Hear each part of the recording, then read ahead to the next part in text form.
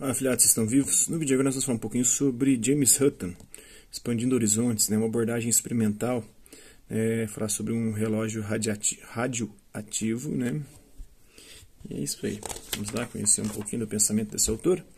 Desde o final do século XVIII, os cientistas reconheceram que a crosta terrestre contém camadas sucessivas de estrato sedimentário. O mapeamento geológico desse extrato revelou que eles são cumulativamente muito grossos e muitos deles contêm fósseis remanescentes de organismos que viveram em seus respectivos ambientes. Até os anos de 1850, a coluna geológica de extrato, também conhecida como coluna estratigráfica, havia sido entalhada, adentrando mais ou menos 8 sistemas identificados de extrato e fósseis, cada um representado por um período geológico. Os geólogos ficaram impressionados com a grossura do extrato, estimada em 25 a 112 quilômetros. Eles haviam observado que os processos de erosão e depósito de materiais rochosos que compõem tal extrato foram muito lentos, estimados em alguns centímetros a cada século. Em 1858, Charles Darwin fez uma estimativa um tanto equivocada ao afirmar que teria levado 300 milhões de anos para que a erosão atravessasse as rochas dos períodos terciário e cretáceo em Weald, no sul da Inglaterra.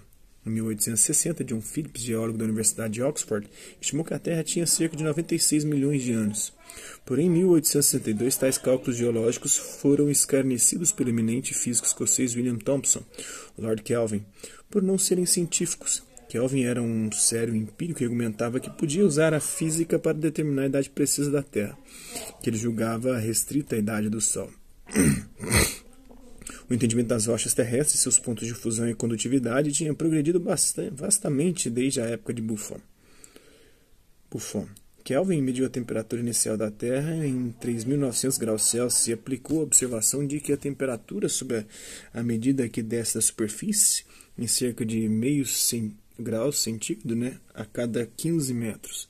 A partir daí, Kelvin calculou que levava 98 milhões de anos para que a Terra esfriasse até o presente estado, que ele depois reduziu para 40 milhões de anos. A mente pareceu ficar atordoada por olhar tão longe para o abismo do tempo, segundo John Playfair. Lord Kelvin afirmou que o mundo teria 40 milhões de anos em 1897, ano em que a radioatividade foi descoberta. Ele não sabia que o declínio da radioatividade na crosta terrestre produz o calor que desacelera enormemente a proporção do esfriamento, O prestígio de Kelvin era tamanho que sua medição foi aceita pela maioria dos cientistas. No entanto, os geólogos sentiam que cerca de 40 milhões de anos simplesmente não era tempo suficiente para o grau observado de processos geológicos, depósitos acumulados e história. Contudo, eles não possuíam um método científico para contradizer Kelvin. Nos anos 1890, a descoberta de elementos radioativos de ocorrência natural em alguns minerais e rochas na Terra forneceu a chave que resolveria o impasse entre Kelvin e os geólogos, já que a proporção de deterioração dos átomos é um cronômetro confiável. Em 1903, Ernest Rutherford previu taxas de decomposição radioativa e sugeriu que a radioatividade talvez pudesse ser usada como um relógio para datar os minerais e as rochas que a contivessem. Em 1905, Rutherford obteve as primeiras datas radiométricas de formação de um mineral de Glastonbury, Connecticut, 497 a 500 milhões de anos. Ele alertou que essas eram datas mínimas.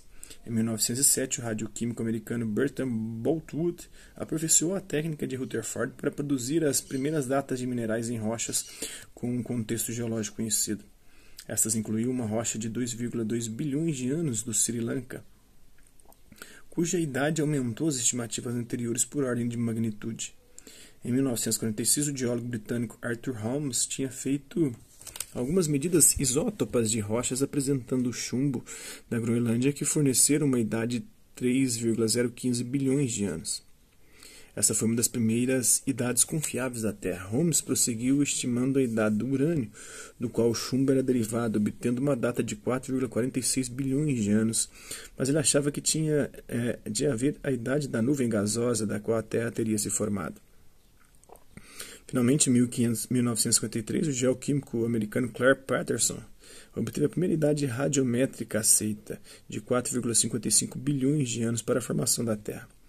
Não há minerais ou rochas conhecidos datados da origem da Terra, mas muitos meteoritos são considerados do mesmo evento do Sistema Solar. Patterson calculou a data radiométrica para os minerais de chumbo no Meteorite Canyon Diablo, né, em 4,51 bilhões de anos, comparando-a com a idade radiométrica média de 4,56 bilhões de anos para rochas de granito e basalto na crosta da Terra. Ele concluiu que a semelhança das datas era um indicativo da idade de formação da Terra. Em 1956, ele tinha feito medições adicionais que aumentaram sua confiança na precisão da data de 4,55 bilhões de anos. Esse permanece o número aceito pelos cientistas até hoje, né? A história passada do nosso grupo precisa ser explicada pelo que podemos ver acontecendo agora, segundo James Hutton, né? Uma inconformidade é uma superfície enterrada separando dois estratos rochosos de eras diferentes. Este diagrama mostra uma inconformidade angular semelhante àquelas descobertas por James Hutton na costa leve da Escócia. Aqui, camadas de extrato rochoso foram inclinadas pela atividade vulcânica ou movimentos na crosta terrestre, produzindo uma discordância angular sobreposta por camadas mais novas, né? Aí tem a discordância angular, o extrato rochoso inclinado e mais antigo, né? Nascido em 1726, filho de um respeitado comerciante de Edimburgo, Escócia, James Hutton estudou humanidades na Universidade de Edimburgo.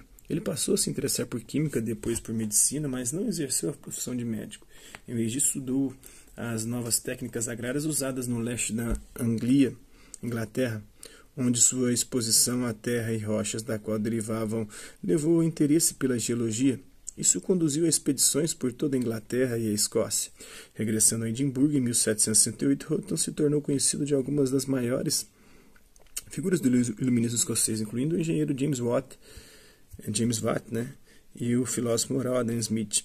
Ao longo dos 20 anos seguintes, Hutton desenvolveu sua famosa teoria da idade da Terra e a discutiu com amigos, antes de finalmente publicar uma longa descrição em 1788 e um livro bem mais longo em 1975. Ele morreu em 1797. Né? Sua obra-chave, uma obra de 1795, é a Teoria da Terra com provas e ilustrações.